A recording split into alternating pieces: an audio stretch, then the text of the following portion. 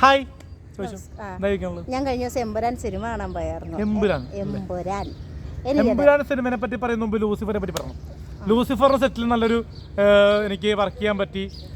പടത്തിൽ കാണിച്ചില്ലെങ്കിൽ പോലും എനിക്ക് 4-5 ദിവസം എനിക്ക് വർക്ക് ഉണ്ടായിരുന്നു. ലാലേട്ടനെയും രാജുവേട്ടനെയൊക്കെ നേരിട്ട് കാണാനുള്ള അവസരം കിട്ടിയിരുന്നു. പിന്നീട് സാനിയപ്പനെ കണ്ടിരുന്നു. അപ്പോൾ കാണാനൊക്കെ പറ്റി ബൈച്ചേട്ടനായിട്ടും നമ്മുടെ അനീഷ് ചേട്ടനായിട്ടൊക്കെ സൗഹൃദം ഉണ്ടായിരുന്നു.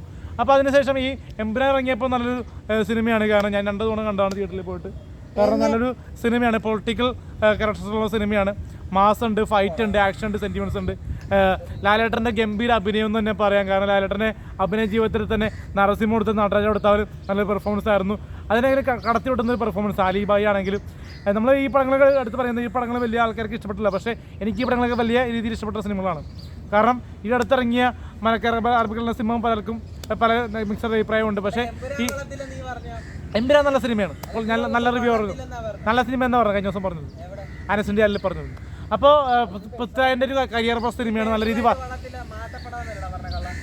ഓരോരുത്തരും മറ്റേ നമ്മൾ പറഞ്ഞിട്ടില്ലാത്ത പല കാര്യങ്ങളും പറയും. കാരണം വിവാദങ്ങൾ ഉണ്ടാക്കാൻ വേണ്ടി. പക്ഷേ നമ്മൾ സിനിമയെ സ്നേഹിക്കുന്നതുകൊണ്ട് മാന്യമായിട്ടേ പറയാറുണ്ട്. കാരണം എനിക്ക് വേണമെങ്കിൽ അത് ചാനലിൽ കൊടുക്കാറ്. അന്ന് തന്നെ എനിക്ക് വേറെ ഇൻ്റർവ്യൂ ഉള്ളതുകൊണ്ട് വേഗം പോയി.